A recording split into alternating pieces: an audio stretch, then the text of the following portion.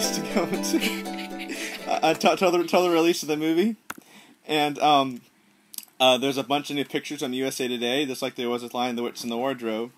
There's a bunch of pictures of from Prince Caspian. There's a big article. It's one of those kind of exciting out of nowhere moments. Okay, first off, the USA Today pictures. There's links to them off Narnia Web, and the first there's 8 pictures. The first one shows the 4 Pevensies and with Caspian in the middle. And you said, what did you say it reminded you of? It reminded me of the first movie with the coronation shot with Aslan and the 4 kids walking down. No, they're not in the correct order. Yeah, they're in different positions, but he's basic idea. Yeah, it's that Caspian in the middle instead of Aslan. I don't think that's what they're going for here. What do you think this scene is? That maybe it's when they're first coming to camp. No, that doesn't make it.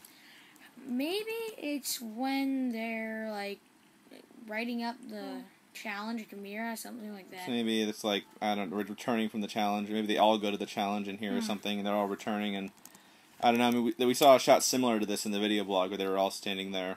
And once again, I stood at this exact same spot. So it's kind of cool whenever I see that. I think it was creepy. But yes. Okay, so that's the first one. I think we'd seen that one before. And the next one we'd also seen before, where they're at this number 2. It's all of them at the bridge, and Trumpkin's makeup looks a bit odd. He's like, it's like really long and weird. Moving on to the third picture, it's Peter fighting in the battle, and I think that this one looks more more violent. Don't you think? I mean, yeah, it's just sure. a picture. He's got that little thing. He's more sweaty. It's just more.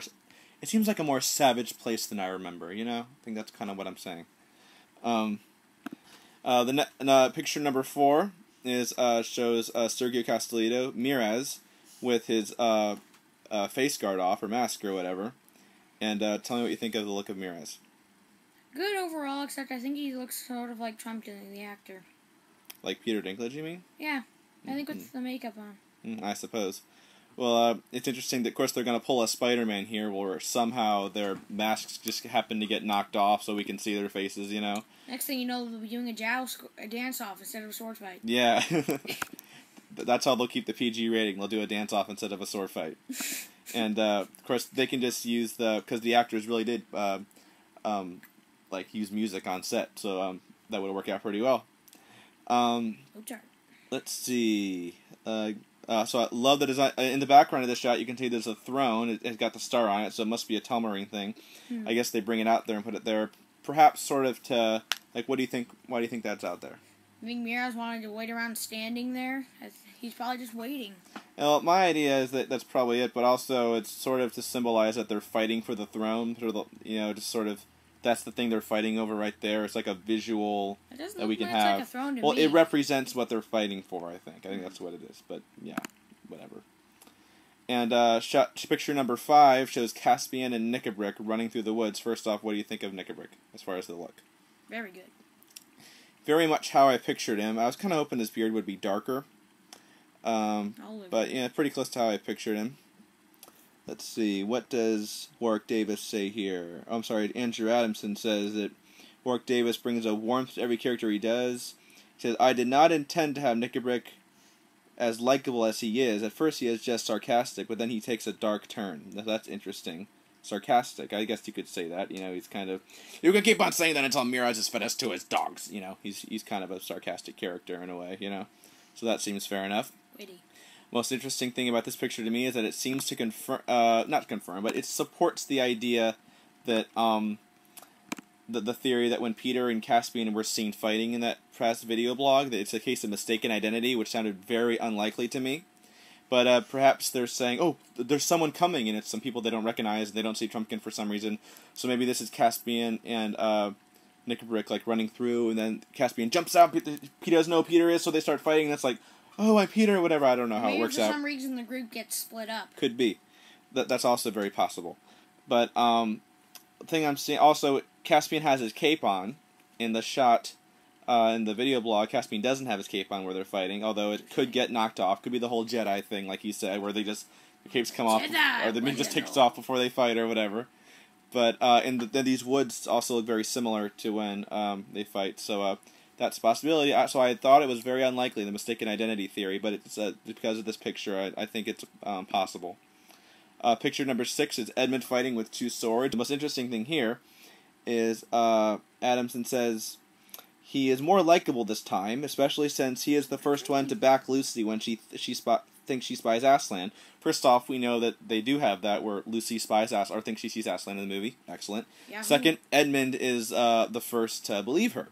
And 2 great things. And that's such a memorable scene in the book and such an important scene. It's great that they've got that in there. So, big sigh of relief there. Still don't know how they're going to pull that scene off visually. Hey, Some of them can see Aslan and some of them can't. I don't know how they're going to do that, but it's such an important scene.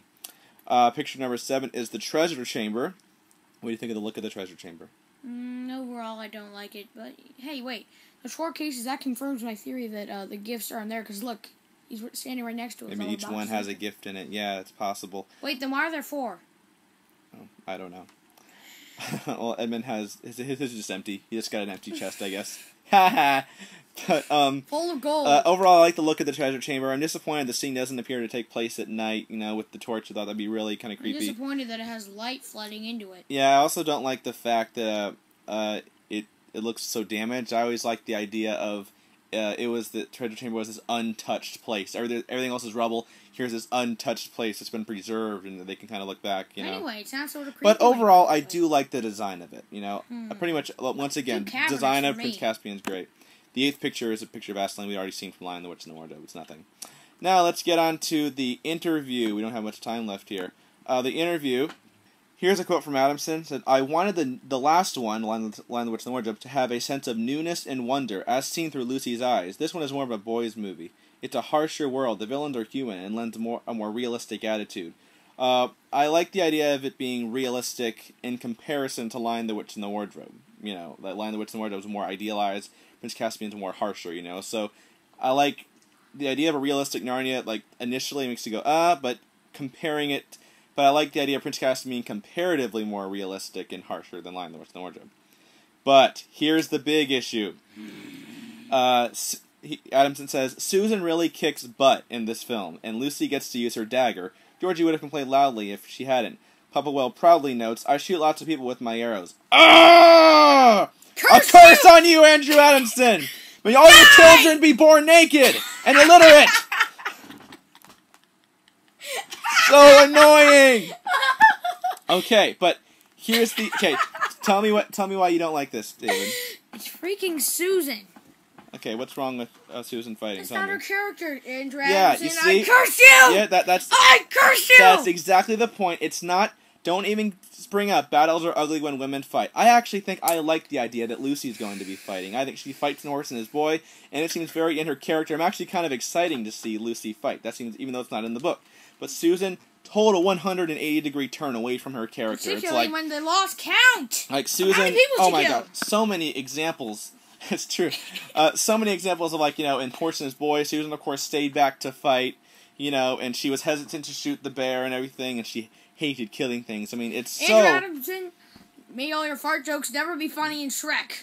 Well, that's already true. So, so this is definitely one of possibly the most annoying, maybe even more than the White Witch. Annoying change I have heard of in Prince Caspian, maybe even more than anything Lion the Witch. At least that's how it feels to me right now. So everything else in the interview in the picture seems encouraging, but then you come to the Susan thing. It's like, why? Something is rotten in the state of Denmark. Something is rotten in the state of Narnia.